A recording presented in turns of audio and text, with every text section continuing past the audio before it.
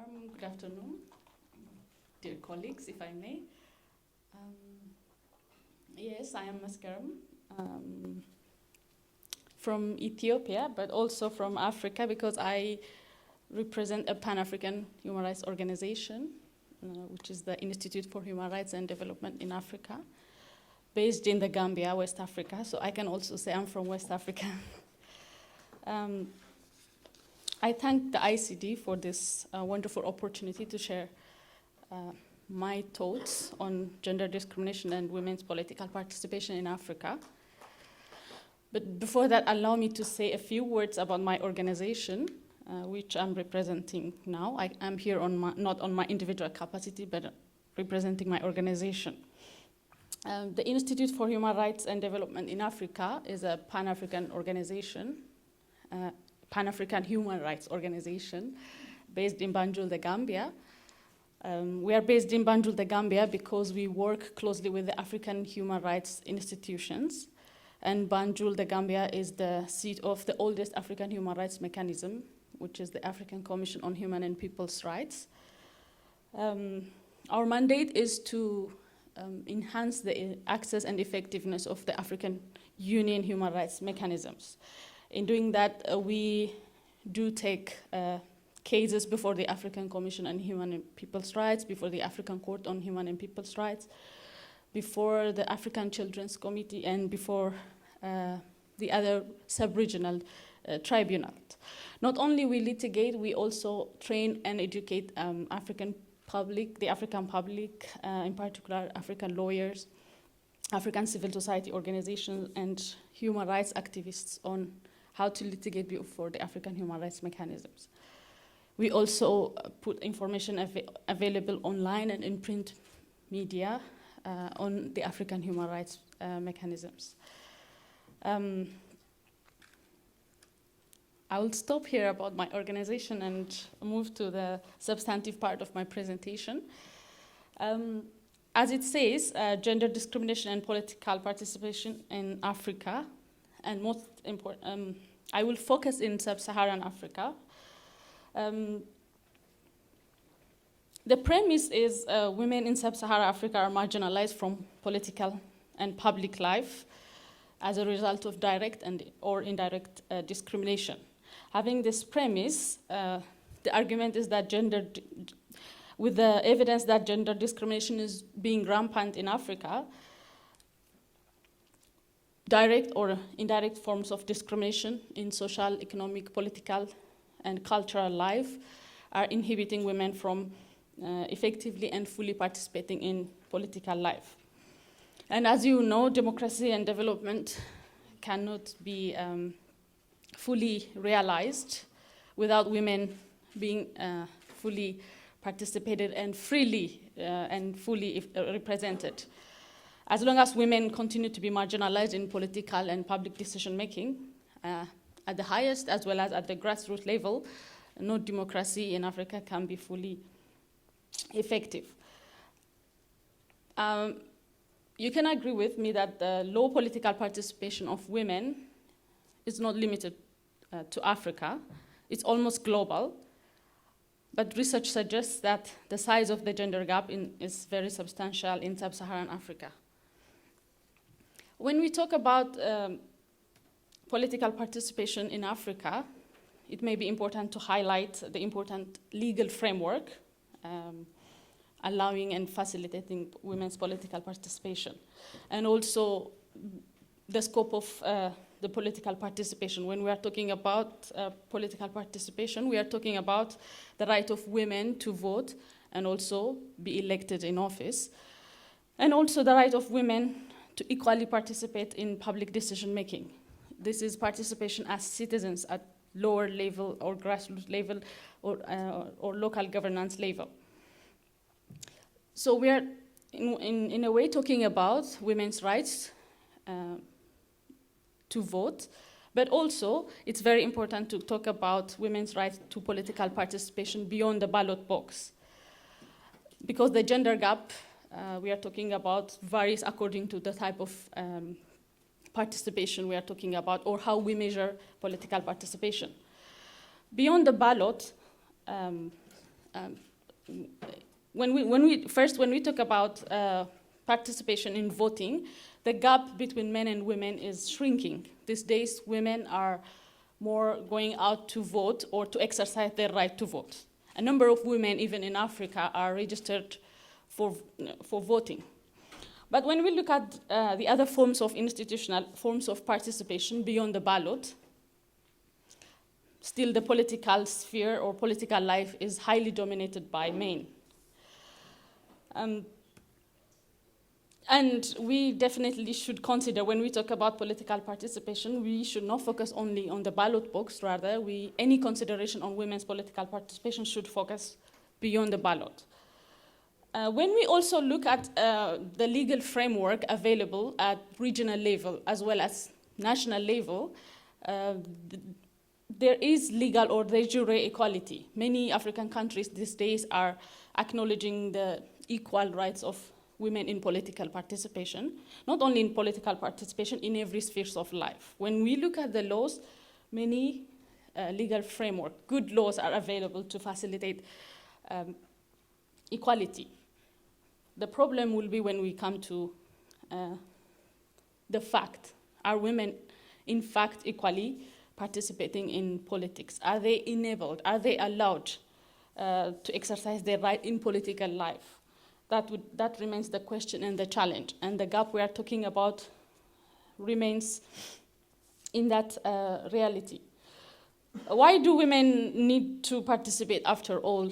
If they have other good representatives, would be arguments forwarded from other groups.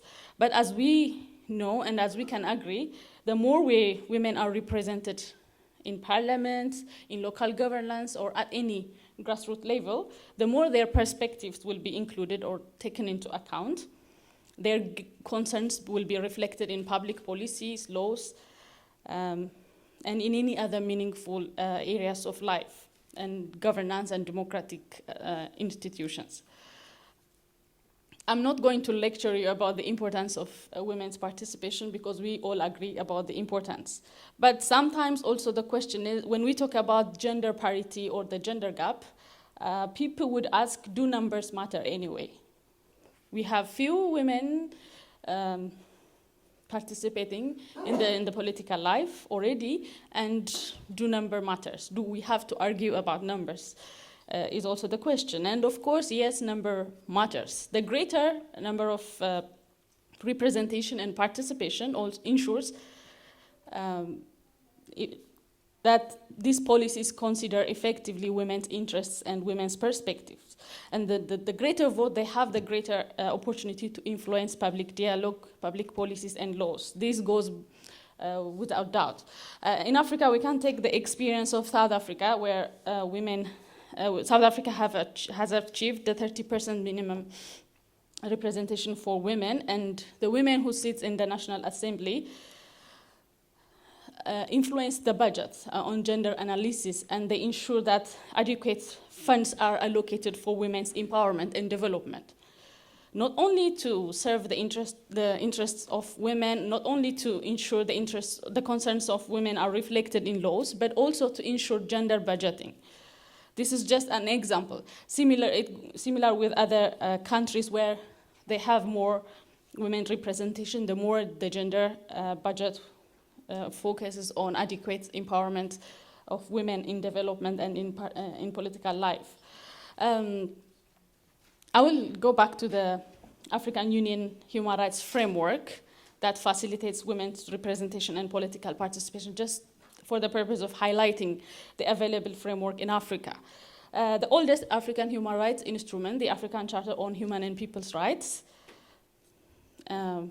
clearly underlies that the equality principle, all people, all African people, all human people are equal in all areas of life. Non-discrimination is the principle of the African Charter. But in particular, the protocol to the African Charter on the rights of women in Africa goes to the detail of non-discrimination discrimination should be prevented.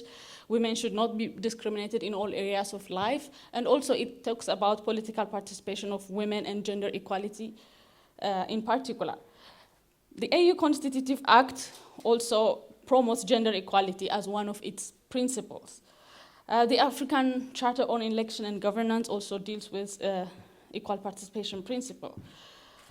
But also global frameworks are applicable to African countries. All the human rights instruments we know, the International Covenant on Civil and Political Rights, the International Covenant on Economic and Social and Cultural Rights, and in particular, the Convention on the Elimination and Discrimination of all forms of discrimination against women, which calls for participation and for equal participation of women and elimination of discrimination in all spheres of life, including political or public life. The Beijing platform that calls for closing the gender gap in political participation and representation, and in particular calling for a critical mass of 30%. The Security Council resolution number 1325 on women and peace and security, which seeks greater representation of women in politics. Also the MDG's goal, achieving equal participation and representation of women. Having all this important framework at regional and global level, still, as I say, the evidence shows that the gender gap in sub-Saharan Africa is very substantial. Women still remain to be marginalized from political and public life. We can look at the key factors facilitating or disadvantaging women's political participation. Generally, it applies to Africa, but generally we can say access to education is very key to women's engagement in public life, and they're entering in elective offices. This, as we know, education instills in women's or anyone's interest, for that matter, in political matters, in public issues. So the more educated women are, the more access they have, it's more likely that women would be interested in public and political life, and also they will be interested to engage themselves in politics. But reports in sub-Saharan Africa show that female educational enrollment is the lowest globally. This can tell us education being a key factor, sub-Saharan Africa having a lowest enrollment for female, then it's also very low in women's access and interest to get to public and political life. Women's representation, not only enrollment in schools, but also women's, the higher the education level goes, then lower the number of women represented in higher education, in tertiary education, and also in professional trainings. Participation in the formal labor force is also very key for women's, for enhancing women's participation in political life. As we know, in Africa, many women are engaged in the informal labor force. In the formal labor force, which facilitates women's entry point into politics or in public life, the number of women is very underrepresented. So women in sub-Saharan Africa are frequently employed in the informal sector, involved in subsistence, agricultural activities, and this is an evidence that women in the formal labor force are very minority. The other is, which also relates to the lack of women's involvement in the formal labor force, is the economic condition at country level and also individual level. The economic condition of a country is very important, especially for women. Women are the one traditionally placed as having the sole responsibility for management of households, diverse informal economic sector. So the more women are preoccupied with management of households, with subsistence form of engagement or form of labor, the more they are preoccupied with fighting for survival, the more they would be marginalized, or the more their attention would be diverted from the public life. Culture is, as you know, is a very, very significant factor when we are talking about women's access to political representation and participation. Patriarchal thoughts related to discriminatory gender ideology affects African women to access political life. In most cultures, women have a different role in the household, or being the typical wife, or even if they enter into professional life, there are certain professions that are traditionally assigned for women, which not necessarily involves politics, leadership, and other forms of male profession. This relates to the cultural attitude, which is also reinforced by patriarchal ideology. When we look at these general factors, how they impact African women with evidence, discriminatory family status, for example, which is also supported by law and practice. By discriminatory family practice, I'm talking about the status of women in the family.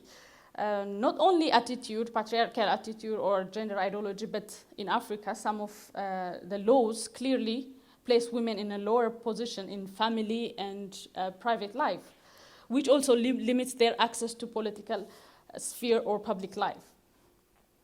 Unequal caregiving responsibilities. As you know, women have the sole or the higher responsibility for caregiving in the family, which is this disproportionate allocation of role will limit women from participating in public life. Marginalization by political parties also, because of the patriarchy or the gender ideology, the cultural barriers, religious barriers, and also discriminatory family laws and practices. Political parties also tend to marginalize women from their territory or their jurisdictions. Even if there are assumed or even if there are legal equality, when we look at the practices, many political parties do not encourage women to run for public or political life. When we look at some statistics, for example, the quota or the critical minority of 30% representation of women in parliament, it has become a global consensus as a threshold to measure women's participation in politics.